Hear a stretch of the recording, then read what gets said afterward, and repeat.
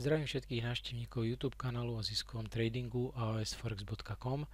Moje meno je Braňo. Dneska je 30. januára a ja sa vám pokúsim, tak ako včera, ukázať výsledky obchodovania na našich reálnych účtoch. Opäť pozrieme sa v rýchlosti na reálny účet, ktorý sme si prezentovali včera. Jedná sa o 1000 eurový účet, na ktorom je nasadený náš automat. A vidíme, že k dnešnému dňu zatiaľ sa podarilo jednu seansu ukončiť. Bolo tam 26 objednávok, výnos bol 8,34 eur, čo zodpovedá zhruba 0,8%. A momentálne teraz tam beží druhá seansa, ktorá vyzerá taktiež veľmi nádejne. Pohybujeme sa na úrovni 1,5, 1,6, tak to tam chodí, plus minus.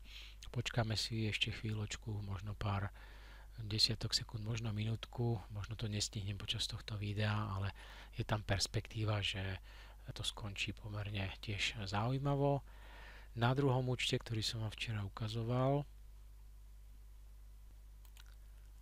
to vyzerá v podstate veľmi podobne. Máme tu ukončenú seansu výnosom 9,79 eur, čo zodpovedá 0,35%. Karty sú rozdané trošičku inak, pretože je to automat a predsa len sú to iné účty. Aj keď je to u toho istého brokera, pozorujeme to proste už dlhodobo, že tá zhoda tam nie je perfektná. Najviac samozrejme tie stratégie sú nastavené trošičku inak z pohľadu aj money managementu.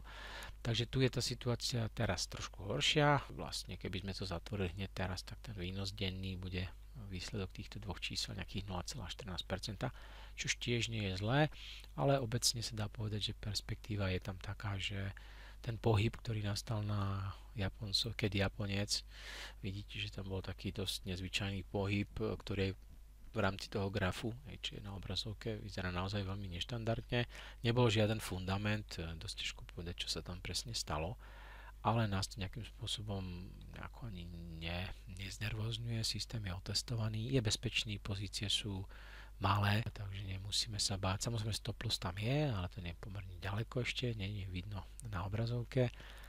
Takže v kľude obchodujeme, počkáme si. Aj v tradingu čakanie je jeden z dôležitých faktorov, ako sa dostať k úspechu. Takže tu sa to trošičku teraz začalo kaziť, ale nejde o nič vážne, proste počkáme si. Je tam vysoká pravdepodobnosť, že po takom pohybe, aký sme tam videli, nastane nejaký spätný pohyb. Ešte sa vrátim v rýchlosti k tomu predchádzajúcemu účtu. Tak aj tuto spadlo aj z toho zisku plus minus 1,8 eur, sme tesne na nule, ale nič sa nedieje, je to otázka času.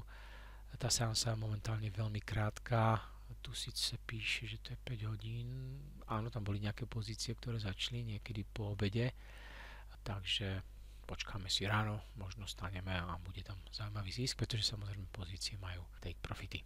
To je všetko, ďakujem veľmi pekne, teším sa na naše ďalšie stretnutie u budúcich videí.